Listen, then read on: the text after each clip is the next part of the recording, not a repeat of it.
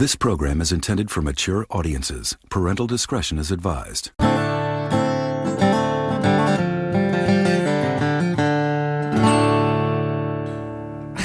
It sounded like that, didn't it? Hello.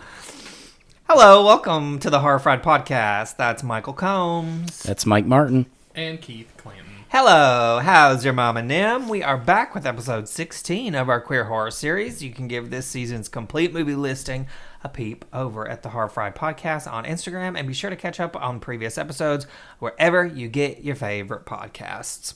Question for you boys. Mm-hmm. Yes. Have you ever taken an impromptu road trip at 3 a.m. to the Icelandic countryside after being awakened to a cryptic voicemail from your ex-boyfriend? I don't have any exes. Okay. No, I have not. Well, you're going to learn about it today. Let's sit a spell and discuss Rift.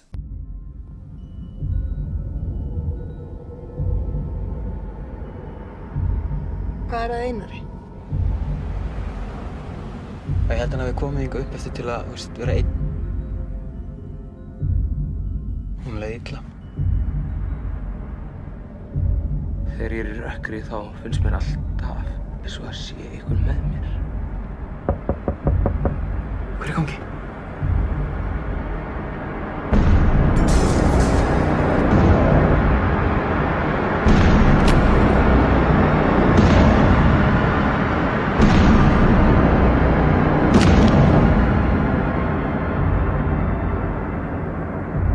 Fyrsti kostin okkar var undir norðurljósum. Það var eitthvað sem ég ætlaði alltaf að muna. Rift was released in 2017. Y'all, I'm going to butcher these names, but it was directed by Erlinger Thordsson. Sorry, y'all. Fertlinger? And it stars Bjorn Stephenson and Sigurður Óskarsson. Y'all, I'm really sorry. I'm terrible at these names. Okay, we live in the South. Nobody that lives here is named Bjorn Stephenson, you know? So my apologies for butchering those names. The running time of this movie is 1 hour and 51 minutes. I have issues with that running time, and we'll talk about it a little later. But, you know, before we get there, Michael, why don't you go ahead and kick us off? So, we are introduced to Gunnar and Einar, who run into each other at a party and have a chat on the outside balcony. Well, don't forget, before we get a little bit of a dream? Like a prologue of Gunnar standing out in the field, and he's got blood on his face. It's very quick. Oh, I don't remember. Oh, you don't remember that? No. And then you can hear somebody... And you hear the neighbor, who you find out is the neighbor later, but you hear them saying, when is the last time you saw Einar? And all you see is him in the field in the fall or something. with like blood. And then it goes to this... To the party. This party, yeah. Was this like a business party? Kind of. I thought it was a social party. Oh, okay. And obviously we find out that they're ex-boyfriends. Yes. How long they've been broken up, I don't know, but... It's was still kind of fresh, I think. Well, it was awkward as fuck, right? And I think he described it as an open wound. So clearly, Einar is not over it. Didn't he even say something about jumping off? Would you catch me or Yeah, something? he used the bottle as a metaphor. That's did. right. He played with the little beer bottle and said, "Could you save me?" That's right. And then he throws it off the balcony, and it crashes.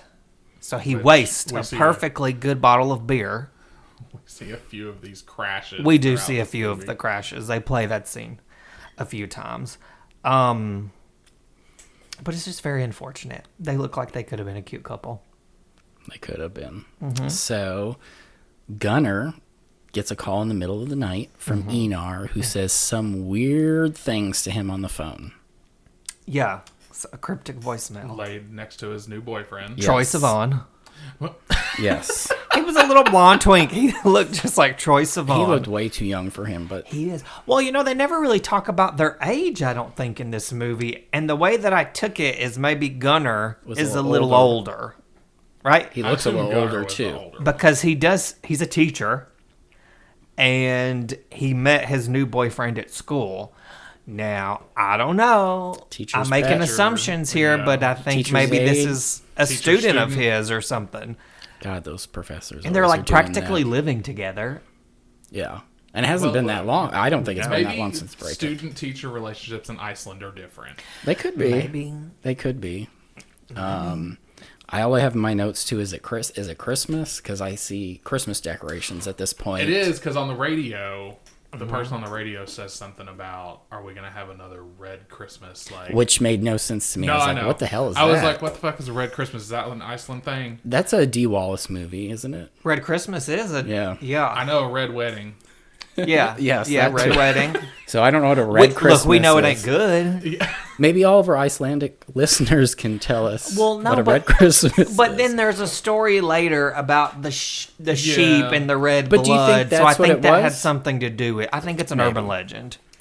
The only reason I didn't connect the two is because obviously Gunner's in a different town and not in that little... Rock horror. Yeah. Well, and the thing about it is, you can tell it's before Christmas. I mean, you got all the Christmas decorations, but later on, they talk about what are your Christmas plans. They do. But at that So point, it's I could just see a little Christmas Yeah, tree. yeah. Look, all I know about Iceland is Sigur Rós and Northern Lights. That's it. Sigur Rós. Hot Spring. Yeah, it's a band. Yeah, they're like an Icelandic... Bjork. Sure. Yeah. See, Bjork is here today. Oh my her god. little swan outfit. Is she really Icelandic? I Oh, guess I yeah. didn't know that. She definitely Yeah, is. I don't know anything about Iceland except They have hot for what I'm springs. going to talk about later on. I feel like the Housewives went to Iceland at some point. I don't Maybe know. making They go that up. everywhere. So Gunner decides to check on Einar at his parents' cabin in the Icelandic countryside. Look, I thought this house was actually really pretty from the I did outside. too. And then it got inside, and I was like, I thought Let it was me- okay on the inside. I felt like it probably just needed to be like renovated a little bit, and it was very messy, obviously, because Einar is going through it. just He's going having through a some rough stuff. day. But Did you like how it was triangle shaped? I did. It's interesting because of the way windows would be and all that kind of stuff. Your roof line, your ceiling line. Well, my grandma lived in an A-frame house. Oh, did she? She sure did. Brian's parents live in an A-frame house right now. I'm Yeah. not sure I well, could, but and my grandma's it was cool looking. 2 stories, so it was a big house. And there was a spiral staircase in the living room that went upstairs, and it was essentially, it almost looked like a loft because there was a little balcony that had a little sitting area in front of the bedroom, and it was you've told just me one about that bedroom. balcony. But if you didn't watch yourself, I mean, you'd hit your fucking head walking around in that bedroom. Oh, like, sure. But it was really cool. Well, I let feel me- like I would have loved a bedroom like that as a kid. It would be fun. Well, let me ask you this. Uh-huh. If you were the boyfriend, would you be okay with your boyfriend leaving in the Not middle at of the 3 in night the and morning. not telling you really what's going on? Like, that was Yeah, my I'll only- call you in the morning. I'd be like, If you got a call at 3 a.m. that's taking you out of bed and leaving the house, I'm going to need a little bit more explanation. some more as to context. Who Yeah. this was, what's going on. Well, I think it just says a lot. Like, he got up to drive to check on him, so he clearly still has feelings for him. Right? Like, I know me, if one of my ex-boyfriends was to call me and say, leave that exact message, I'd be like, all right, well, whatever. Like, I'd delete Go it back to bed. probably. Like, it's fine. I'll text you in the morning. Hope you're all right. Yeah. I don't even know. Would you text him in the morning? You'd probably just go No, back to I bed. I probably would just be like, Get back to your stitching. I don't know you. Are you drunk? I guess it would just depend on the ex for me.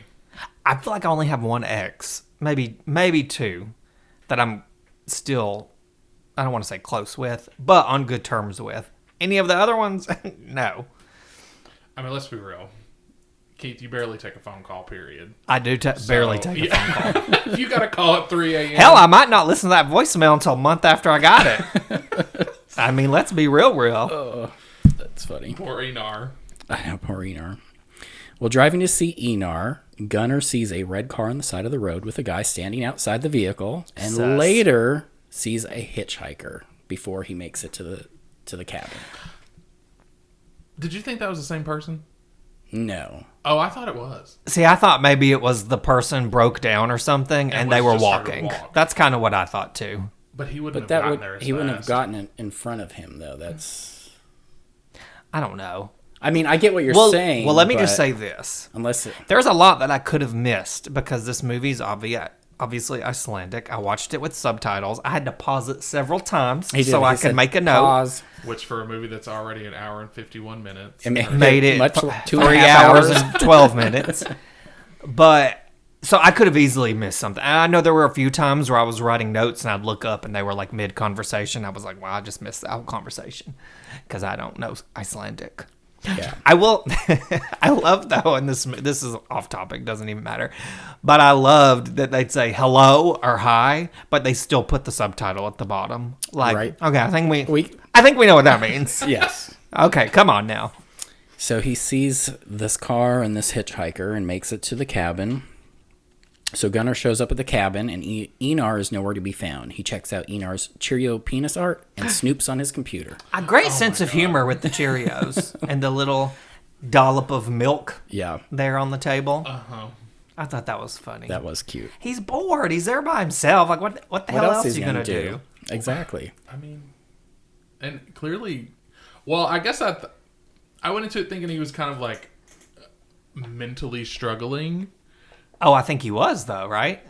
I mean, if I'm like depressed and making phone calls like that, I'm probably not doing penis art on the table at home.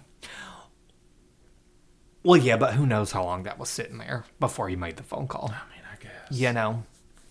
But Gunnar had no problem getting on his computer and looking at shit.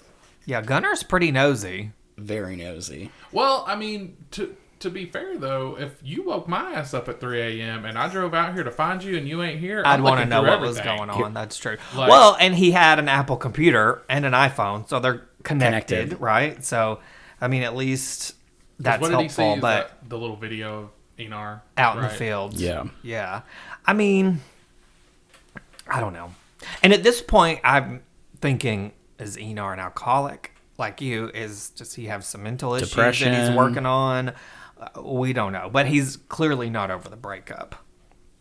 Not even close. So Gunnar ends up seeing Einar outside on some rocks and goes to talk to him. Einar mentions his phone kept ringing, so he threw it away. Oh, so stupid. Because, that's a natural reaction. Yeah. Just throw my phone away. I'm just throw my So like iPhone you said, a away. Nashville reaction. I was Yes, like, well, that's that too. Yeah. Yeah. I mean, I feel like we see this same scene of Einar sitting there with the red jacket on 20 times. 20 Oh, times. we do. Like We very much and do. I grant you, it's beautiful. Iceland's beautiful. It is beautiful. The scenery in this movie, I would say, aside from the scenes like in the house, anything that's shot outside Is is beautiful. beautiful. Shot really well. Lit it's all natural lighting, I would assume.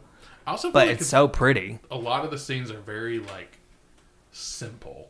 Yes. Like there's not a whole lot to them. No. It's But pretty they're very like, beautiful. Yeah, they're just They literally used what was out there in the countryside and said, "Oh, this would be great." You know Which what I I don't mean? blame Like, him. it's beautiful. Well, why yeah, wouldn't you? Yeah. Yeah. Yeah. So when he is talking to Einar, he does ask him, "Where's your car?" Because there's no car in the driveway. And he says it's at his parents', which is obviously in another town. He said 7 kilometers away, which I don't know how far Yeah, that what is. does that mean? I mean, we How use long is it- miles. They use Yeah. kilometers. well, but That's not that far away. but I thought If that it's is this not his parents' house?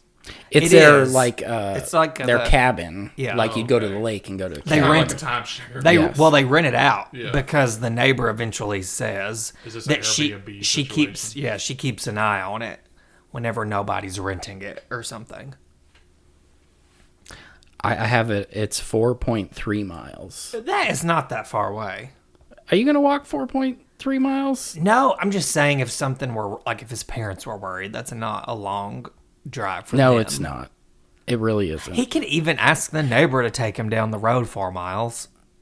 I still find it kind of weird that he didn't have a car there, but I digress. Maybe he caught a ride. Hitchhiker. Hello. Yeah, Well, that's very true. So I'm sitting here and just even talking about this is just kind of bringing up other questions in my head because now I'm like, well, how far was the rundown place that Apartment we're going to building? get to at some point? Yeah. Because It had to be close because I walked there it's several times. literally 3 or that's 4 why times. I feel like it would be further than 4 miles. Yeah. Like It has to be, yeah. They like to walk. maybe that's where his car's at. They get in their steps. Maybe. They throw in that Fitbit, and But honestly, if I lived out there, I'd do a lot of walking too. Well, it's It's flat as beautiful. hell. You could see for It's miles. peaceful. It's very nice. It's Exactly. cold, but peaceful. they're used to it. I Yeah. would prefer that. So Enar convinces Gunnar to barbecue them some dinner, Okay. and then Gunnar calls his boyfriend. I In the gotta middle of the say, night- What? in the middle of the night, be barbecuing. when he said, "Are you Right. going to cook us dinner?" I was like, you have some nerve. I thought, bitch just drove all the way out here to check on you because he thought maybe you'd killed yourself, and now you're going to demand some Dinner? pork chops Some or home-cooked whatever. Absolutely not. Some barbecue I would be chicken? so mad. Absolutely not. But then again, I think, well, I'd probably say the same thing because I can't cook. You would. I probably would. So, anyways, Well, I can't. I think the real question is would you go up and lick the window the way he did No. when he was like, "I'm hungry"? Well, Michael would. I Wouldn't would you? not. I don't know. I saw that Lady Gaga recreation Oh my video you god! did where you Shut licked the wall. Shut the fuck up. Y'all, I'm going to find it again one day. I'm going to post the link in our bio so you can all witness the gloriousness of it. Right. So they have Yeah, their change dinner. the subject. I am changing the subject. So they have their dinner, and they're talking, and I think it's Enar says something to the fact that he's missing love, joy, and happiness in his life. Was it Enar that said that? Yeah, of course. That alludes to the fact that he is depressed, I think. Yeah. So that brings us to our next thing. Gunnar Essentially, all the things that Gunnar probably provided for him. Yeah. yeah. I almost think maybe Enar had maybe some issues with depression and anxiety before the breakup. and it just and this exasperated it. Yeah. So Gunnar decides to go to bed early, and Enar says that Gunnar, is going to be up early and wake up in the middle of the night because he's going to bed so early. And he does. Gunnar wakes up in the middle of the night. And jacks off. And master, Well, but Well, he's interrupted. He starts to, and I was like thinking, what is with these foreign movies that we've watched? Always begins with a masturbation scene, ends with somebody knocking on the door. They love Potential home invasion. If you ever see, high tension. Yeah. exactly, that's what I'm talking about. Well, she was really getting it. He was not. She was. He had just like kind of started like, Started. oh, I guess I'll just do this. But she was like, yeah, she thought about it. Well, you know, it puts you to sleep. Well, it does, but I'm just now you know when you watch a foreign horror movie, if anybody starts masturbating, just know there's about to be a knock on the door or a home invasion. Exactly. So The more you know. going back to him barbecuing, Yes. he gets a phone call from his boyfriend. He does. Shortest phone call ever. And just cuts his ass off right after he says, "Bye, I love you, miss you." And he's just like, "Okay, bye." I'd Cool. be gone. I'd be like, Cool. no. That's what I'm saying. He's not over this relationship. I just think he couldn't handle Enar and didn't know what to do. Because he could have left. The minute he realized Enar was okay, he could have left. He Okay, could have you're just okay? left. Yeah, Do you think Enar could have been a student? could have been. I He mean, could he have was been. younger He is too. definitely younger. I'm just curious if, like, Can I just say something really quick? It's not have anything to do with anything, but I was thinking about this last night. Because in that opening scene, you see Gunnar, and I'm like, oh, he's pretty handsome and in all the photos. But then when you see him up close, I'm like, I was like, oh my God, he's a full-on Monet. Far away, it's okay, but up close, it's kind of messy. Big old mess. okay, well, can I just say, since we're talking about that, Yeah. Enar, to me, I don't think that you watch this, but you watch Gilmore Girls, right? Yeah. Literally looks like a male version of Paris. Oh And my God. when I thought about it, I couldn't unsee Paris. Is that Bonnie from Yes. How to Get Away with it. Murder? Yes. Yes. You know who I thought he kind of looked like? The gay guy in Bride of Chucky. He reminded me of him a little bit. Just a little. But I thought, like, when I saw them, I don't know. I think I was more attracted to Enar. Then Gunnar. He seemed a lot more carefree, and I don't know, Gunnar seems a little stiff. I mean, he's a professor. They don't ever say what he teaches, but he just seems a little like, I don't know. Stiff. Yeah, think just that's- kind of boring, Yeah. right? I mean, I'm kind of Well, Well, I wonder if it's a matter of circumstance, though. He's more stiff because of the situation, and he's with the ex. Maybe he's different in a different situation. But, yes, he was stiff. maybe. There. well, I guess He that was brings definitely us- he was I guess- definitely I was stiff about- during that He was scene. definitely stiff in that I was bed. about to say that brings us right back. He was stiff and masturbating. Here we go. So Gunnar is waking up in the middle of the night and hears knocking on the door. Mm-hmm. They both go to check on it, and they actually can hear someone whispering or talking. Mm-hmm. And they decide to open the door, and no one's there. Dun, dun, dun. That would creep me out. I would not open that door, I don't think. Well, You first would've- of you would've all, been like Enar. I would turn on a fucking porch light for sure. well, maybe there's no porch lights over there. But also remember that door doesn't shut. There's a. Do they have a deadbolt? It's anything. It actually did have a deadbolt. Why I aren't saw you- it, and they never latched it. But that's stupid because I thought that too. When he's like, he literally tries to close his door like 5 times, and I'm like, And they Just make deadbolt it. they make a point to tell you that the door gets stuck. So you're like, oh, okay, this is probably going to come back, which it kind of does. But I don't know. I could not live out in the country with a door that just opened yeah, like that. It would freak me I out. mean, your family still kind of lives out in. oh yeah, I could go to my house right now, and I guarantee the door's unlocked. That's literally what I was about to say because Well, growing up in a small town, that's how it wasn't my parents. I mean, my parents was never like that, but my grandparents who lived out in the country, like You could just roll up and the door was open. I hated staying there because of that because I've always had a paranoia of home invasion stuff. yeah, you still do. And I still do. And like Y'all might be don't- sitting in his living room, dead ass daylight, and have every door in his Oh, house every locked. door's locked all the time. You ain't getting into this fort. Oh. Nope. I'm just really bad about it. I leave shit unlocked all the time on accident. Now, don't get me wrong. When we go to bed, I'll make sure the doors are locked And set the alarm. and set the Usually. alarm. Yes, but like if I'm sitting here, I mean it's fine. Nobody's No. gonna come in here while I'm here. No, it's like that one guy that ran up to our screen door, and if it hadn't been shut and locked, he would have walked right in the house while Ryan was sitting there eating his chicken nuggets on the chair. That is creepy. That is a crazy story. Oh my I know. god. Well, and two, like where my parents live, it's right off of the main highway. We're way far off the road. So it's almost like nobody's going to fuck with any. And my grandma lives right next door. There's a rental house. Like all the, like it's just, it's not like it's the only house out Yeah. there, you Okay, know? but now tell me this, though. Because we find out here in a second, like, I think it's the next morning. Yeah, it's the next scene I'll talk about. Yeah, like, go ahead and talk about that. I'll bring it up. Okay. So, Gunnar then ends up meeting the next door neighbor who keeps an eye on the place. She mentions that there have been a lot of break-ins in the area. If there's a known amount of break-ins in the area, why would you have Not- the doors unlocked? Yes, that's true. But it also makes me think, well, if he's there, like, escaping, like, obviously he doesn't want to go home. He might not know that. I mean, I don't know. Because you find out later on They know that, at this point, though. yeah, the neighbor hadn't seen him. Okay, I'm not really sure how to say her name. It's spelled Gyoa. So, She said it, and I still don't know how to say it. Goya? Gue. Yeah. It's an Icelandic name. We'll just call her Gigi. I like Yeah, that. Gigi. So Gunnar and Emar then end up getting into an argument that ends with Enar relaying that Gunnar had mentioned to him that he needs to spend time with himself. And then Enar smashes a Christmas ornament. He does. He's pissed off. Well, he asks, they start talking about what they're going to do for Christmas. And Gunnar asks him, are you going to go home for Christmas? And he said, no, I think I'm going to stay here. I've got everything I need.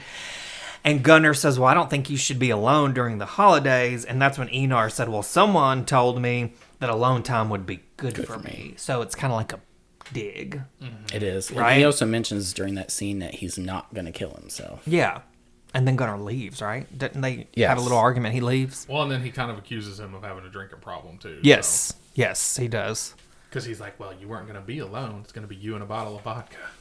Yes, Yes. he does say that. So, Gunnar ends up leaving.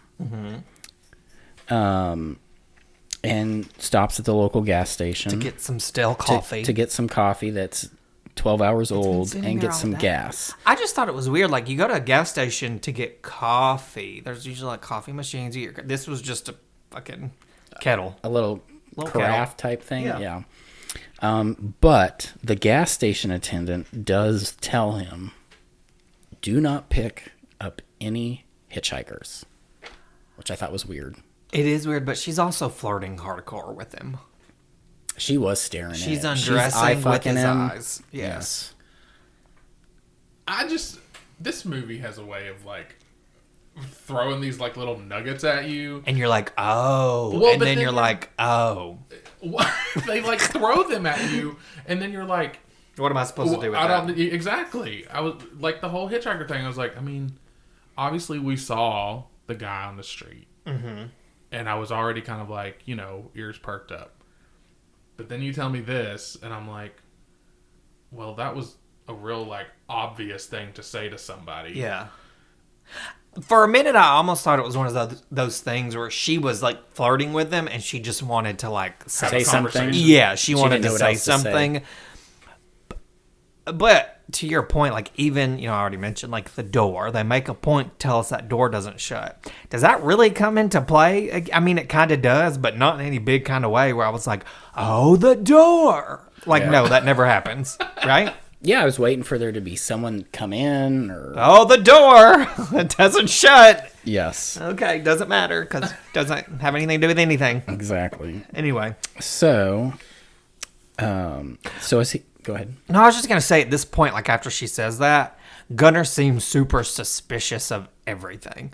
Suspicious of her saying that. Yes. But then I think he sees that red truck outside, Yep, right? That's what I'm going to get Oh, to. okay. As he leaves the gas station, Gunnar sees the red car from earlier and then notices someone walking in the distance that looks like Enar. He follows them to an abandoned apartment building. But that's what I'm saying. You see the red truck. That red truck, it's just a red truck at this point. And you hear the music get kind of loud to indicate something. Yes. But what is it? You don't know. I did like the score, though. I know I liked I the did score really like too. the score. The visuals and the score were like Great. Really good. Yeah. But like, so I don't even honestly know where I started thinking about this, but no, it's not here. We're just gonna keep going. Okay. So Gunnar as he goes to the apartment, he then stumbles upon the rift and is looking into it. Enar suddenly appears next to him. Gunnar looks up. They talk a little bit. He looks up and Enar is gone. Like literally out of nowhere. Vanished. He's gone. Then I believe he then sees him walking around the corner of the apartment complex. Mm-hmm. So Gunnar follows Enar into the apartment complex, and Enar once again scares Gunnar.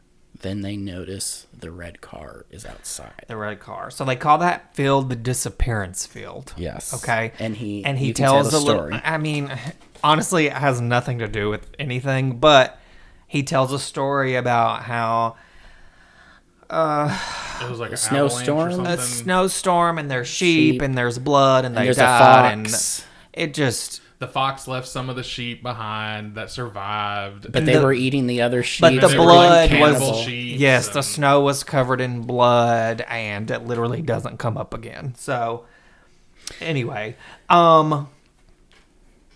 the apartment looks like a trap house, doesn't it? Looks like a trap house. Yes. It's It nasty. looks like It's all crack been... house. Yes. A trap house. Yeah.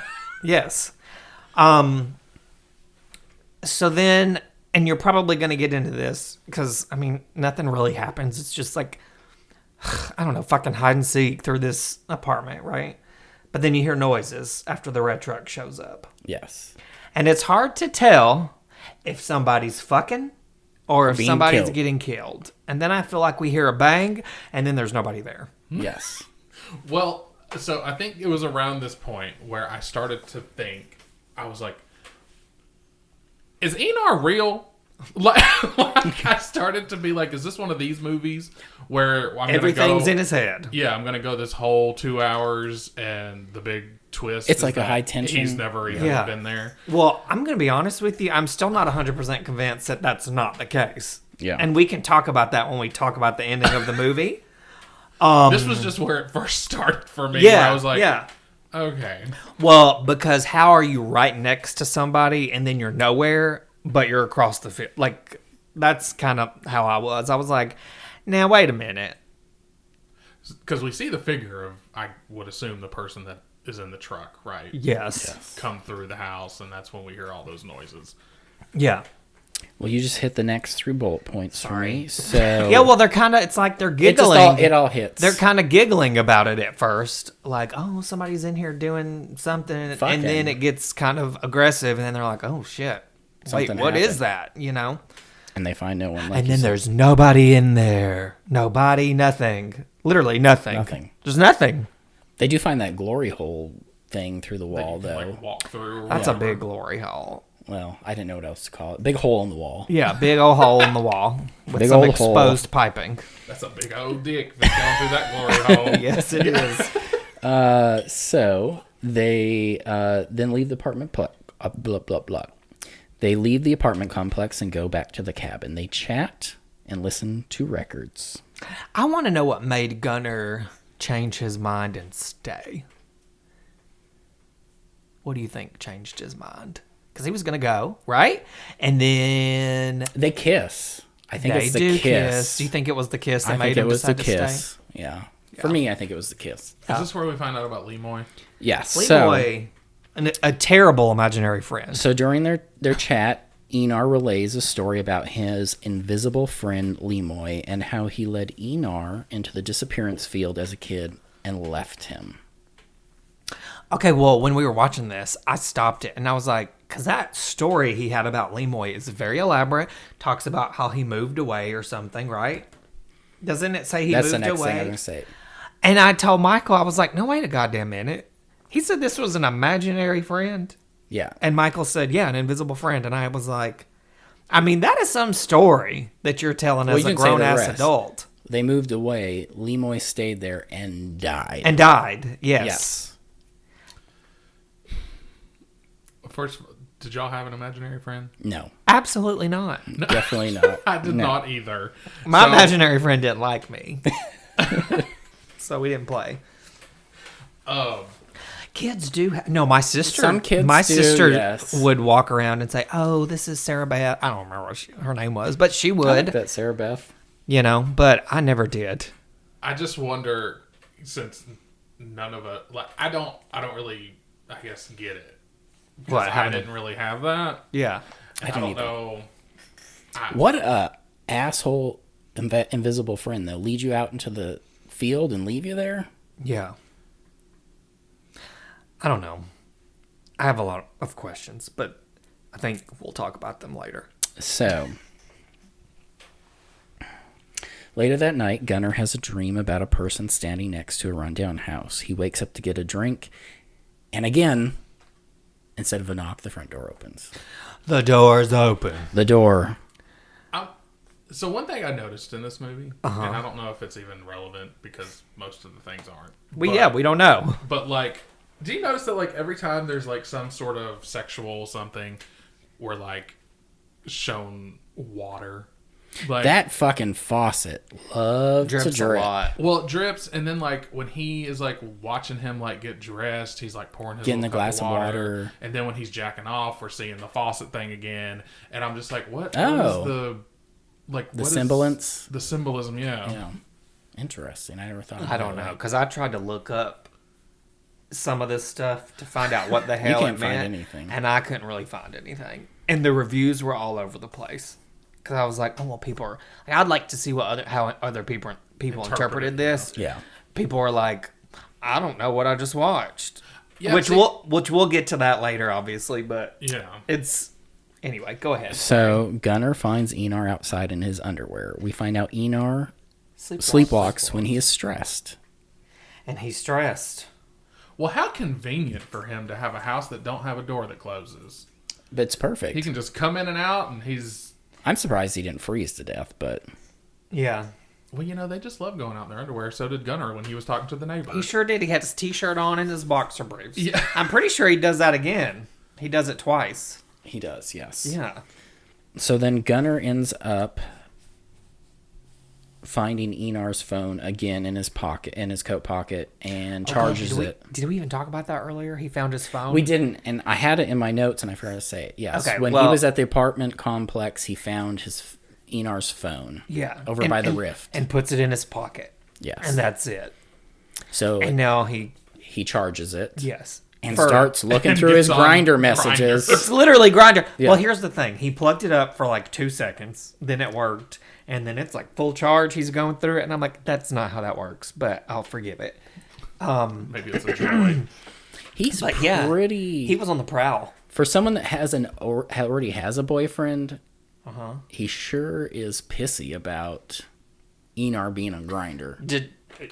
Just goes to show you he ain't over it either. No. Well, I mean, obviously, things happen later, so. Yeah, so Enar explains to him that he was supposed to meet a guy, but he hid when the guy showed up, and he felt uneasy about the situation and left. So he actually never met the guy. He said they looked different. Yes, something was off about the situation, So and he left. essentially ghosted somebody. Yes. Well, but he was also getting catfished. True. I didn't even think about that. He was If being he's getting catfished. catfished, Yeah, ain't showing then up I would either. probably do the same Because thing. did you see the pictures of that dude in that profile? No. If he didn't look like that, I ain't going either. Oh, yeah, I didn't see the photos. Oh, they were fine as hell. Oh, well. I mean, there was a reason. Okay, so Mr. Catfish knew what he was doing. Yeah, there was a reason that Enar was like, oh, okay, I'll go meet you.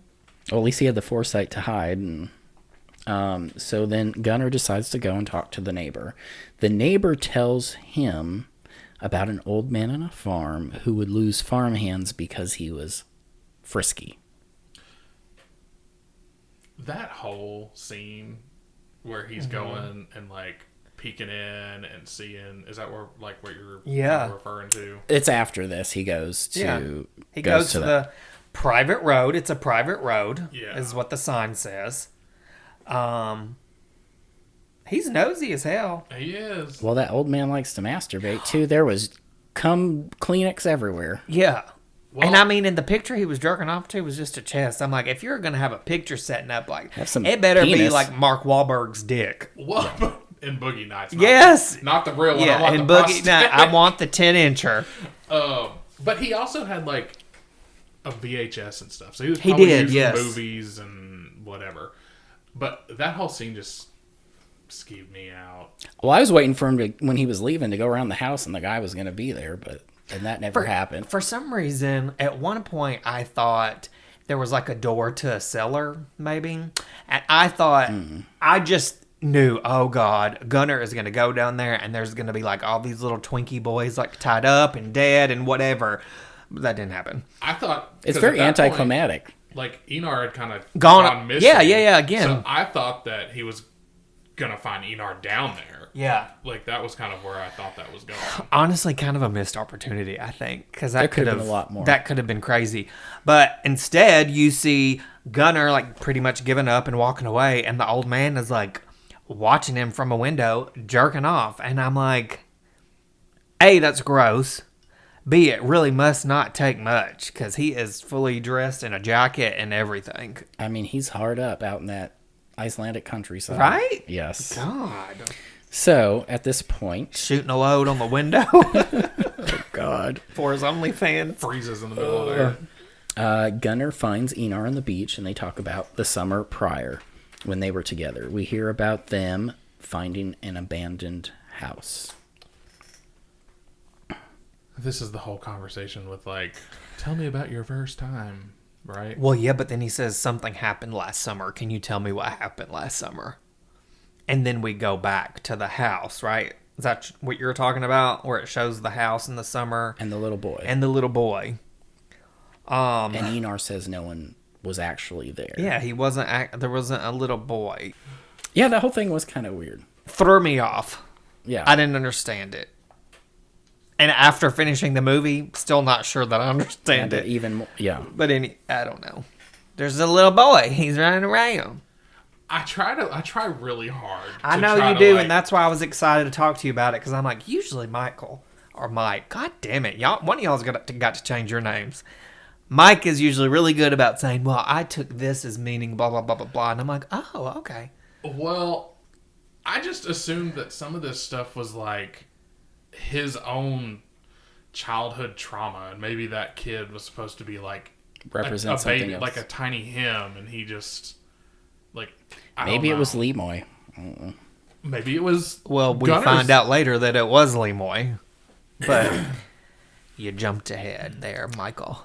Well, that's not the case. I mean, what he saw doesn't necessarily have to do anything with the True, end. but it's okay. But anyways, that's So really it. back in the house, we're back at the house. I feel like this movie has a lot of scenes that don't really mean anything. There is a lot Right. of scenes. So back at the house, they get into a fight, and Enar almost throws a pot of boiling water on Gunner. And then Gunner decides to look at videos on Enar's computer again. Now look, at this point, I was kind of hoping for the boiling pot to the face, because I was like Waiting for something. I need something exciting to like. I don't know, but that little interaction between them, I thought, okay, well, maybe Gunner is not such a good guy. Like, I'm thinking he's, like, not. He wasn't nice at all. You know, but then I think, well, I mean, he did drive out here. So then I had, like, in my head, I was a little conflicted, like, okay, well, who am I rooting for here? Am I rooting for them both, or Gunner, or I mean, I feel Arlene, whatever the fuck his name is, Enar? Enar. I feel like Gunner is on edge the whole movie. And Yes. I think it is just because of the situation. Yeah. Like, he shows up at this place thinking that he's going to just come and kind of console his ex. Check or on him. or find him just Dead. dead. And then now He's all being these pulled into all crazy this. sequences of events are happening, and he's like, well, I don't know what the fuck's going on here. Yeah. So I feel like under normal circumstances, Gunner's probably not this uptight. Maybe not. But I think he just wants some questions answered, and Okay. Enar's It's the beating around the bush circumstances. with, Yeah. Right. So, Enar ends up apologizing as Gunner is looking through his computer, and they end up cuddling in bed. Gunner finally opens up and tells Enar about his first time. That is a long ass monologue, and I really hope you didn't pick that for Horrified Theater because I'm not reading that. Absolutely not. I was like, that is very intense, It's Very sad as hell. It very is. sad, Like, That would, and if the that was my fact that first he was time- like, so essentially, guys, he was raped essentially by 3 men. and recorded. And it was recorded. And he felt like he didn't know what else to do, so he just said, yeah, that's fine. And kind of just went along with it. How he said he was 17. I'm sure at 17, like that would be the Yeah, natural well, reaction. and he did admit, he said, it was exciting. But he said, I knew it was wrong, but yeah, it was kind of exciting. And he said, I was horny. yeah. So, But he did open up to Enar finally, because Yes. Enar did complain that he, at some point, that he was closed off or had walls up, and he actually finally opened up to Enar. So then they have sex. that was a really nice scene, though, because, I mean, it's pretty intense, the Yeah. whole story, and was well acted. It was. and then we found out apparently that their first kiss was under the northern lights. Under the northern Oh, those lights. northern lights And are guess what? There are beautiful. northern lights happening tonight, and so they fuck. Yes. They have sex. We knew that was going to happen, right? Like, I think that's natural after that intense story. Yeah. well, yeah, but I just think from the get-go, like when we find out he's going to see There's his still ex-boyfriend to make chemistry sure there. there's still something there they're going to end up rekindling in some way, Yeah. shape, or form. Yes. So Gunnar wakes up in the middle of the night and finds Enar is gone once again. He goes outside to the car, and as he is backing up, he sees someone in the car lights. He gets out and finds no one, but does find, I think it's a GoPro. He finds a GoPro Yeah, camera. He then goes inside and looks at the footage, and we find out that it's Enar that is recording this video. But wait, Yeah, did you say that he didn't see anybody? outside. He saw the legs. Yeah. But when he went out to look, he did not I find also didn't anyone. understand why his first reaction after you just found out that Enar sleepwalks. Why is your first reaction to just hop in the car and go somewhere? Yeah. Why wouldn't Yeah. you have walked Looked the around. premises Yeah. and tried to just kind of see Where he what was. going on? Maybe if he was just around the front or whatever. Right. And but then seeing dude's legs, I was just kind of like, I mean, it was creepy, effective, but I just didn't understand. I was more like, well, I don't know that getting in your car and driving to find Enar is like The best idea. Yeah. because most of the time sleepwalkers are not going to go. They're going to be around. Yeah. Well, and what you said earlier, the land was super flat, so he could have just swiveled his little headlights to see if, There's instead that of red just- coat.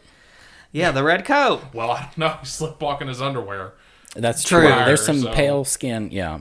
So is this the part when he's watching the video that it's of Enar in the apartment building? Yes. And then you see a pair of legs come up? Yes. And it doesn't really show much except for that, but I mean, you can use your The other pair of imagination. legs hand then covers the camera. Yes, and he's got like work boots on and maybe coveralls is what it looks like. Michael Myers. Yes, essentially it's Michael Myers. He went to hook up with little Mikey from Haddonfield. Well, then he rewinds the footage and realizes there is a hand reaching out from under the bed. Literally Yes! the best part of the movie.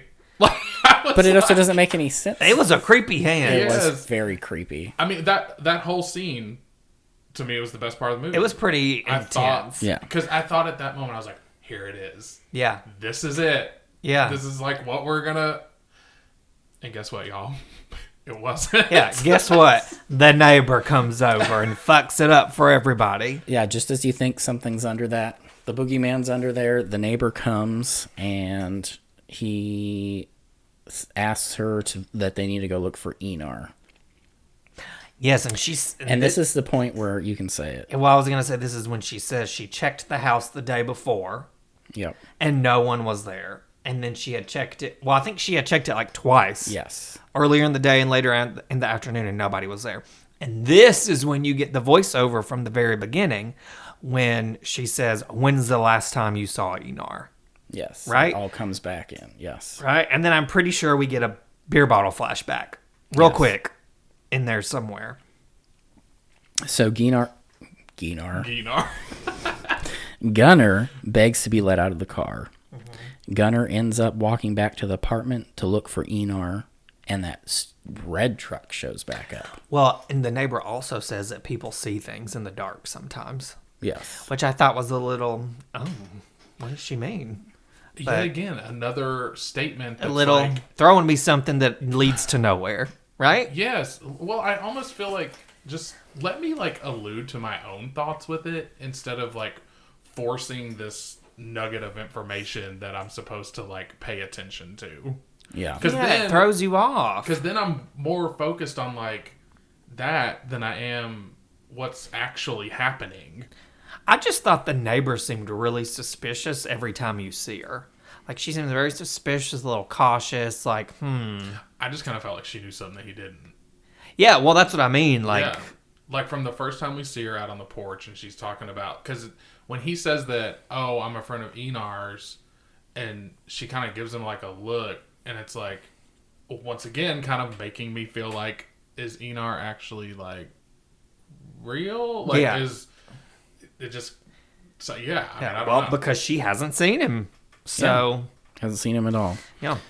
So, as Gunnar ends up hiding in a closet because the guy from the red truck comes up, the minute you think that he's going to leave, he ends up coming back in the room trying to pull the closet door Michael open. Myers. Yes. Except And for there's no clothes hangers in this closet. no, and Gunnar's like, basically, leave me alone. And the guy says something to the effect of, I was just looking for him. I thought he would come back here. And then he leaves. Which is weird. It's very weird. But then we get this other creepy scene. Do you have anything to say about the scene with the guy? I feel like it's pretty straightforward, but, I mean, not much. Which one are we? What are we talking about? When he's So, pulling on the closet door. yeah. Oh, I mean, At this point, you still don't know what he looks like. Now you can just see a little It's just sliver. it's like Yes. his eye, basically. Yeah.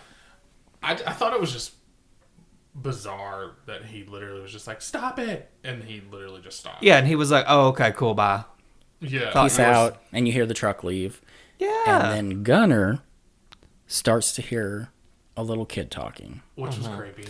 which was very creepy. And he's having a conversation with him. Yep. And you find out that the kid that he is talking to is Lemoy. At that point, The imaginary. I would have jumped out that window. Yeah, I would have said, I'm going back home to Troye Sivan. Yeah. I'm out. That did creep me out. Well, it was creepy, and he goes in that room, Oh. and There's a pile of clothes or sheets. In the corner. yeah, that like jumps out at him, and they fall on top of him, and then, but when he wakes up, is this when he gets the like Enar? He sees Enar leaving him that voice message. Right? Yes. That's when that happens. So after this whole Lemoy thing, And after the voicemail, Gunnar goes and walks to the riff and sees a person in there wearing a red coat laying on the bottom of it. Gunnar makes his way down there and finds that it is Enar, who is dead. He's dead. Looks like he's been dead. I mean, he's already turning colors. He's been there for a while. And it's cold outside, right? So probably slows things down a little bit, but it still looks like he's been out there for a while. Definitely. So, Well, you think maybe he's just It fallen, just happened. right? Maybe he fell and hit his head. It's not really that deep of like a pit, but I mean, if you fell and hit your head, like, yeah, it could probably kill you. Oh, yeah, I mean, it's still Disoriented. jagged. Yeah, it's jagged. Yes. But then he notices a rock that's all bloody. that is all bloody, and you can see the back of Enar's head, and then you're like, oh, Well, he like pulls the hood down. yeah, and that's somebody bashed his head in with that rock. So Or that, did they? I don't know. so that brings us to our next part. The older guy from the truck comes up behind him and starts slashing him with a box cutter. When Gunnar thinks this old guy is gone, he shows back up and bashes him in the head with a rock. But is this guy not the farmer? Yes. It's the farmer It's the that was farmer. jerking off earlier. Yes. Right? 100% yes. Okay. Just wanted to make sure. like and I'm still so hung up on this hitchhiker. I'm like, this is not the same person. No. To me, they're not. I don't think they are. Well, we haven't gotten to the end yet about the hitchhiker. But he's talking about the hitchhiker from the beginning. of the movie. Oh, okay. Yeah. Yeah, like Got it. It can't be, because if that guy was in the red truck and he is going north, there's no way the guy in the red truck, if his truck was broken down, could have gotten ahead of him. right? I mean, I get it. Unless I just feel all like supernatural. Maybe the red truck belonged to somebody else completely, and that was in there to just make us even more confused than we already are. it could be. Because you don't ever see the farmer with the red truck, do you? no, No. not like outside his house or anything. You see the truck pull up. You do not see him get You out don't of it. ever You don't see- see him that's get what I'm into saying. it. That's true. we just see that figure. Yes, Of you don't the ever person. see. But you could tell that it was the same guy that was in the apartment. At least to me, I thought it was. From the little bit you could see. Well, yes. So that means Enar was hooking up with this farmer, right? Yes. They make a great looking couple. Beautiful. So, It just, God, it's so gross. It's just so, It's icky. it's icky. It is. Well, because especially, it's icky already, but then when you hear the story, I feel like that Gunnar tells about his first time, it makes it ickier. Well, because then I'm just like, obviously Gunnar went to the house and he saw what honestly could resemble what his first time looked like. Yes. And I'm just like, so has Enar been subjected to some of the same things he has. things? And I mean, who's to say that maybe this guy doesn't pay these boys to like whatever, or if he's a homophobe that just gets off and then he kills them, puts them in the rift. Like, I just don't know. Well, who's to say this isn't one of the guys that terrorized did his thing with Gunnar when Gunnar was a kid, and that's where he lives now. We don't know. I thought about that at one point. I was like, maybe this is like, Well, okay, so I would be inclined to like go with that thought if, like, because I mean, Gunnar makes it a point to tell us that he apparently still Sees sees them. these people. oh, that's true. He does still see and it's them. like, I feel like if that was the case, we would have at least gotten hopefully a glance of like familiarity Yeah. on like Gunnar's face. a glimmer. Yeah. But I agree. which, once again, missed opportunity. that would have been like a nice little Yeah. twist. Goes to the farmer's house. He opens the door and he's like, oh, fuck. Right. Yeah. We don't get that. We don't get that. So Gunnar once again comes to, bleeding very badly, but still alive. He gets out of the rift and walks back to the cabin. Gunnar ends up calling, I'm going to say 911 there. I don't think they have 911, but emergency Yeah, they say line. emergency. Yeah. And he looks for and finds his keys and leaves. And then I guess I'll just say the rest. As Gunnar is leaving, he sees a hitchhiker and pulls over to pick him up. The movie ends with it going black, and you hear someone knocking on the car window. And I am just as confused as I was last night when the movie ended. My takeaway from the hitchhiker, I was like, Yeah, I need to looked know like- everybody's thoughts. well, What it the looked fuck like happened? the hitchhiker in the rearview mirror or the mirror he was looking at had long hair. Didn't the farmer have long hair? I didn't think so. I didn't think he had long hair. I think the farmer had really thin, stringy, shoulder-length hair. Well, if he did, then I'm going to just assume that that's who that was. And I'm going to think that Gunnar was exacting his revenge on him. Which would be great. Right. Which, if that's the case, why didn't we get to see it? Right. I would have Exactly. loved to have seen that. It's almost like Death Proof when they get their revenge on Stuntman Mike. Like, that would have been... Let us see this in this movie. Yeah. So, I'm just going to say this. I feel like you could interpret this any way you wanted. In my head, this is just what I think. I think Enar was dead from the get-go. 100%. That's how I feel about it. He was dead the whole time. I think he went to find him, and when he's in the field that first time and he sees him, he actually finds him dead. And everything after that is just kind of in his head. Yeah. Which still doesn't explain the farmer. Because then I think, was that even real? Did that even happen? Is that real? I don't know. I'm very confused. I think the farmer's real, and I do think the farmer killed Enar. But that's my interpretation of it. God, so he just killed him and just left him there? Like, I mean, I get, like, you're in the rift and people can't really see. I mean, I do think you could interpret this movie in a million different ways. And maybe that's the point of the movie, is it's whatever you think it is. I think there's, like, a little bit, because, like, there's a lot of different, I guess, themes, if you want to think of it like that. There's, like, the whole idea of, like, innocence lost and, like, all that kind of stuff.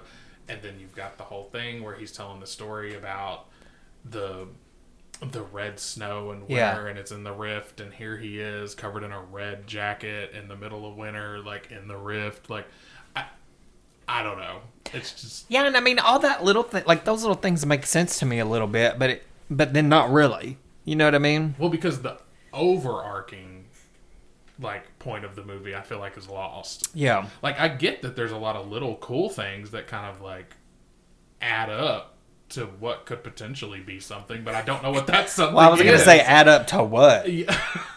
It's like a cornucopia of things in this movie. And look, I'm all about a slow burn. I love a good slow burn movie. Now, an hour and 51 minutes where nothing happens is a lot for me. But I do like a slow burn. It's just, I kept thinking, like you said, okay, here we go. We're going to get this ending. It's going to be crazy. It's going to be worth it. And we don't. I can't say that it was worth it. Also wouldn't put this in horror. You know, I don't know what I would consider it. To me, it's just a thriller. Like, I didn't really get... A horror thriller. Yeah, I mean, just because you give me one scene of some hands coming out from under the bed, that... I know. Like... Those were Khloe Kardashian's hands coming out from under the Oh bed. my god. That was some, like, damn paranormal activity shit. Yeah, but I was reading reviews about it, and people are kind of like all over the place. Like somebody was like, "Oh my god, it was gut wrenching," but they were really talking about like the relationship between them. And I breakdown. will say that part was great. Like I totally believed that they were in this relationship that ended for whatever reason because we really don't ever find out. I can only assume it's because Enar was drinking a lot. That's what I get. I mean, I don't know. I I believed all that. I believed them as a couple, and I felt bad for Enar because he just wanted to be back with be back with Gunnar, and I don't know. I did feel bad for him when Gunnar told him he was with someone. Yeah, but then I'm like, well, you can't get mad because you're out here hooking up with the farmer. Yeah, but also vice versa. I just have issues with movies. And it's not necessarily issues. It's like it forces me to feel like I need to go back and rewatch it. And I don't want to. But like movies where characters are potentially dead through the whole thing and you just kind of find out. I'm like, because then my brain starts literally running through every scene that Enar is in. And I'm like, how does this make sense? Like, I just don't. Like, I get that if we're supposed to think that he's been dead the whole time. But then there's a lot of scenes with Enar that don't make sense if he's been dead. Was it all in Gunnar's head? That's kind of ghost? What I think, because Gunnar obviously has trouble sleeping. And he wakes up several times. And I think maybe he's just dreaming all this. And he wakes up, goes back to sleep, dreams more. Like, I don't know. Where he's not sleeping, he's like delusional. Yes, could be that too. There's so many ways to interpret this. The only thing that I feel like is 100%, I think Enar was dead from the beginning. That's just me. And I agree with you. I think he was dead from the beginning. Aside from that, I don't know. And like if Enar's dead, maybe there is a supernatural aspect to this, and he's trying to like reach from beyond the grave or wherever he is to find his body and like show Gunnar what happened to him. Yeah. Maybe. That could be. You kind of get that. I mean, because he does figure out. I mean, and maybe if we're going to go that route, then I guess it could play into how deep of a connection they had as like a couple. Yeah. To where he, they still had feels him. Yeah. Or just, They still had a strong bond. Right. And he's able to reach out to him where he can't reach out to anybody else. Yeah.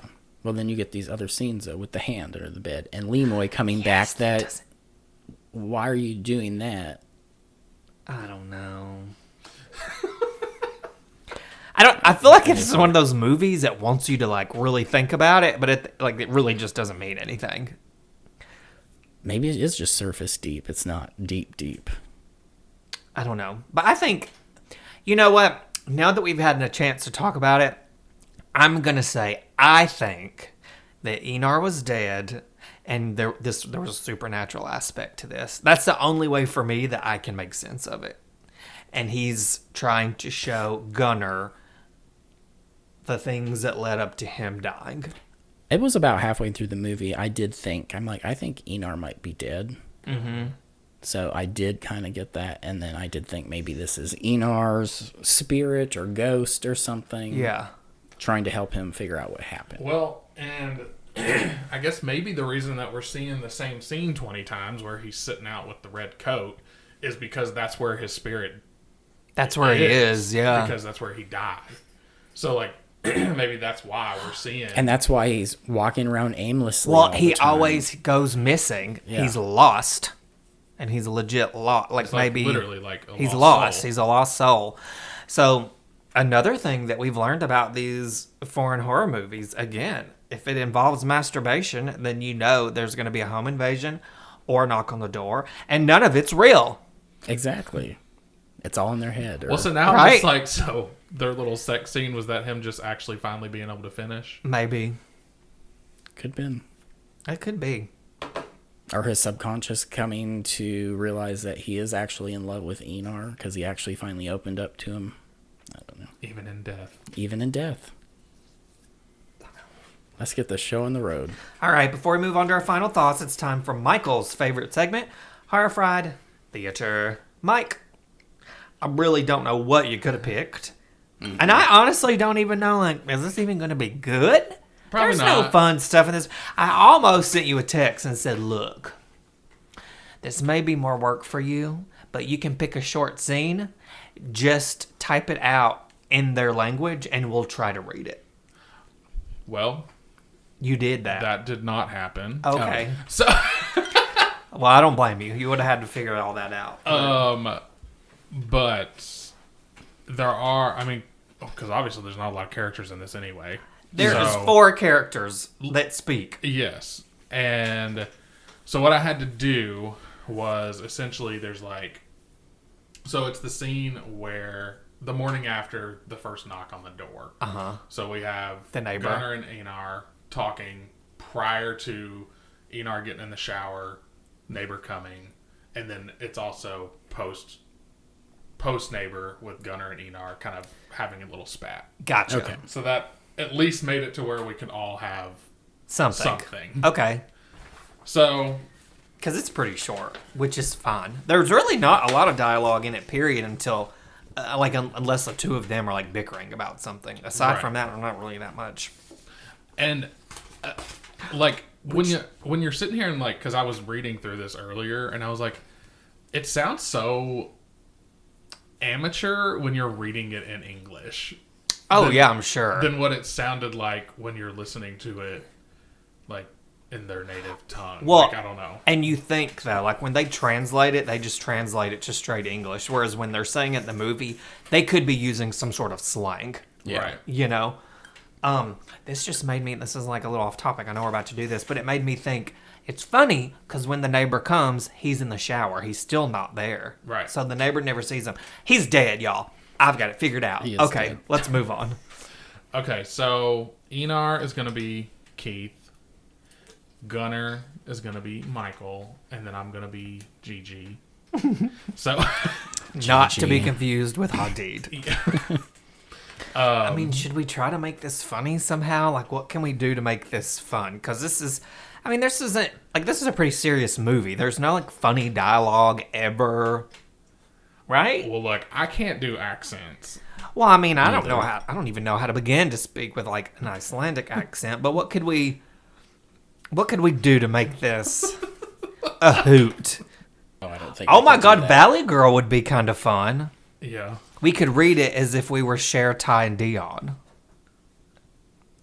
Well, Let's do Valley Girl. and it could I'll try. It could make their little spat a little bit Funnier. Like, That's easy. You can do a Valley Girl accent. I know Mike can. I'm pretty sure we've had conversations in a Valley Girl accent before. Okay, so that's great. Oh my God, this is going to be fun. I mean, okay. and if you want to get wild and like improv and throw a couple girls in I'm there probably or gonna throw something, some words in there. yeah, Okay. Then let's go for it. Fuck me gently with a chainsaw. Or with a box cutter. Yeah. Or a rock. Okay, wait. Who am I again? You're Einar. Okay, great. All right. We ready? Mm-hmm. Okay. Greetings, maniacs and madmen. This is Dr. Gangrene, physician of fright and Nashville horror host. Coming up next is everyone's favorite segment, Horror Fried Theater. Grab your popcorn and refreshments, pull up a slab, and get ready for the madness. The morning after the mysterious knocking on the door, Einar and Gunnar sitting in the kitchen having breakfast. Einar sits on the counter eating cereal out of the box while Gunnar sits at the table. Like, he totally said something. I couldn't hear what, but it was definitely something. This guy you were talking about, you called me, who was that? I already told ya. There was no one. I was just afraid of the dark. Come on, Gunnar. Can't you relax for a second? Maybe it was a lost tourist or a burglar checking if that place was empty. He left. What do you want me to do about it? Einar gets off the counter and sets the box of cereal down. Can you make some coffee? I can think before I have some. Strong, please. Gunnar gets up to start making coffee, standing at the sink, unsure of what to make of the previous conversation. Either. He turns and notices that Einar is changing clothes within view of where he's at. He watches briefly until Einar begins to turn around, and he fears getting caught. Einar starts the shower, and there's a knock at the door. Gunnar answers. It's a neighbor. Hey girl, I'm from Renover, a little closer to the road. I keep an eye on the cabin when the owners are away. Like, totally, I see. They didn't tell me someone was coming. I didn't know they were renting it out. Is this some kind of Airbnb thing? Like, whatever, I'm here with Einar, their son. Girl, is Einar here? Totally, he's in the shower. Oh, okay. And you are? Duh, I'm his friend. I'm Gigi. There's been a few break-ins out here lately. They come during winter when people are back in the city. They go from cabin to cabin.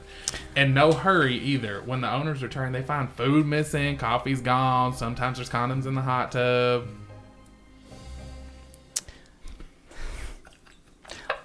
Like, like last night we totally woke up to someone knocking on the door. Okay. And when we, opened the door, there was totally no one there. You think someone trying to break in? Who? Yeah. What else? Shivering because he's standing outside in his underwear, Gigi notices. Don't catch a cold. If someone comes knocking again, just talk to George and Ostevik, the police. Whatever. You never know what these junkies might be thinking. Gunnar and Gigi exchange glances at each other. Well, you have a rockin' day. Totally, you too. Gigi goes to leave, but not before looking in the window. Back in the house, Gunnar sits in the living room next to a chessboard. Enar comes in from the shower wrapped in a towel. What are you looking at? It's not finished. Whatever. Your chess game, it's totally not finished. You felled the king, but it's not like checkmate. Okay, might as well be. Were you talking to someone? Totally, I was talking to your neighbor, Gigi. Tomorrow, some sugar?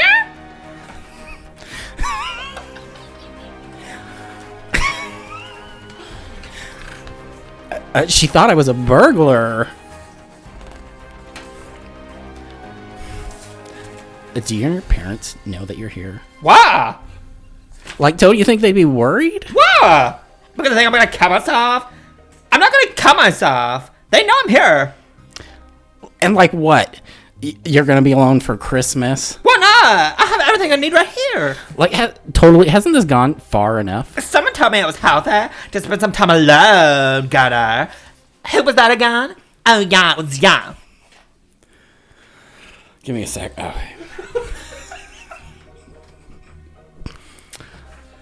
Alone? Yeah, you and a bottle of vodka. If you want to be alone and drink yourself into oblivion, whatever. But there's nothing original about it. Nothing. It's actually kind of sad. I didn't ask you to come here, loser. No one asked you to come. No. When you called me last night, that was an accident. Whatever. You can be so fucking smug. I don't need you here to save me. I'm doing fine on my own, so why don't you go fuck yourself with a chainsaw, baby? Whatever. Enar breaks a glass up, breaks an ornament on the ground, and the conversation's over. Gunnar leaves the house and drives off. Bye. So this is Dr. Gangrene saying goodbye and thanks for joining us here at Horror Fried Theater.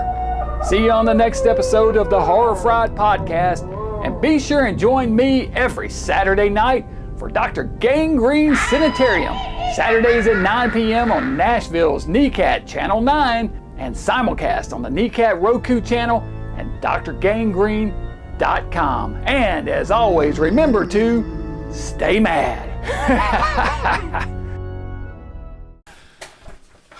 I can't. That was fun. That was... Actually, Michael, that was the most you've ever gotten into this, I must say. I tried. Totally. It We were was throwing in successful. likes and totallys. And It was successful. yeah, you did good. I'm very excited. It's time for our final finger-licking thoughts, y'all, here at Horror Fried. We rate our films using the heat scale of a Nashville delicacy, hot chicken, on a scale of 1 to 5, no spice, mild, medium, hot, and Nashville hot. Okay, Michael, I think Oh, you're going to start with me? I'm going to start with you. Yeah. You gave the performance of a lifetime. I'm going with you first. I do think this movie was too long, and there was confusing parts. But I did actually like it overall. I think I'm going to give it a 3.25. No, I'm going to give it 3.5. I did like it. I thought the acting was good. The cinematography was beautiful. The score was amazing. Mm-hmm. I really love the score. And I do think I don't have a problem with a movie that doesn't wrap things up nicely in a tight bow. Obviously, I love Hellbent and It Follows and this and that. I think ultimately this movie is a love story with some horror themes. and I think that Gunnar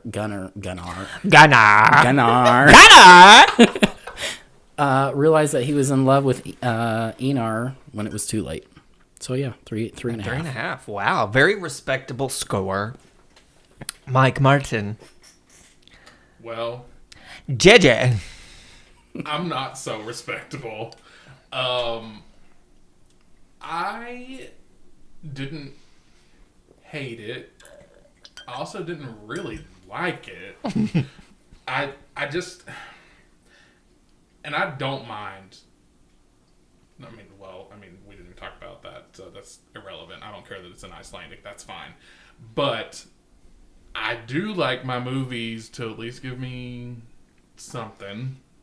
This movie blue-balled the fuck out of me. That's a really good way to put it, actually.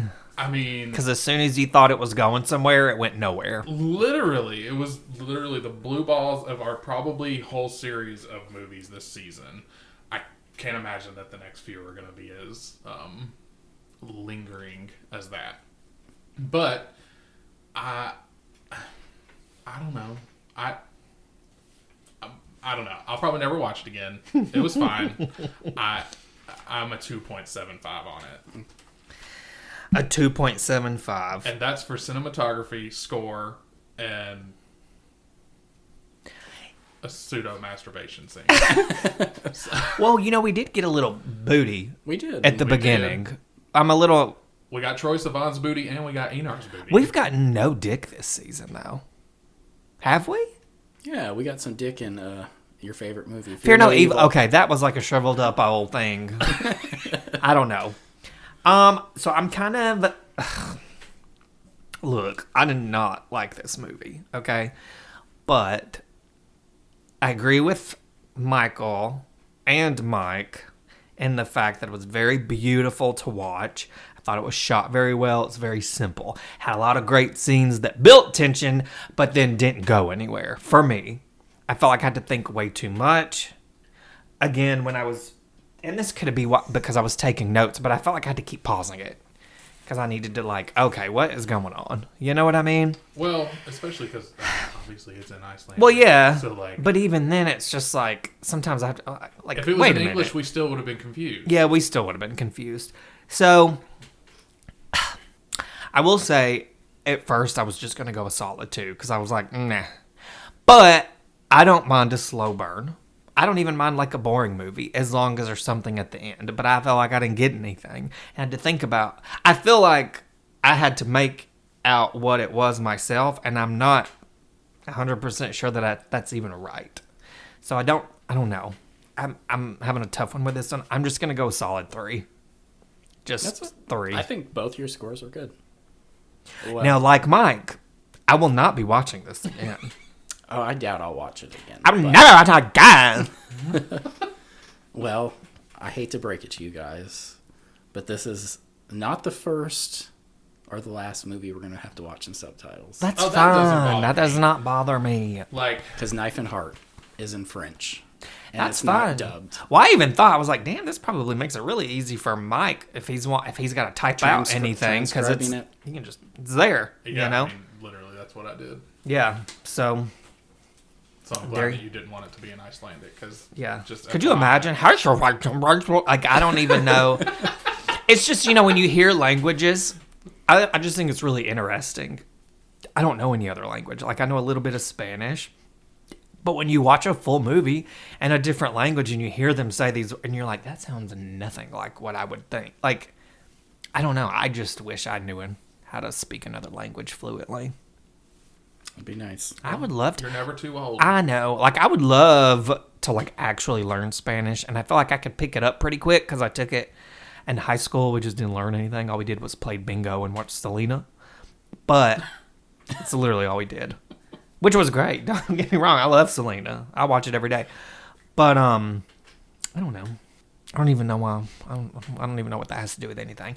Anyway, Thank you all so much for joining us. If you like what you hear, please like, subscribe, and rate the Horror Fried podcast, and catch up on all our previous episodes on your favorite streaming service. Links are available on our Instagram page. Once again, we'd like to thank our friend Dr. Gangrene for hosting Horror Fried Theater this season. Y'all can find him on Instagram, YouTube, and at his website, drgangrene.com. Now it's time to swap spit and hit the road. Join us next time as we discuss 2018's The Perfection. I believe a first watch for all three of us again. Mm-hmm. So that's going to be very exciting. Until next time, remember, don't pick up the hitchhikers. Bye.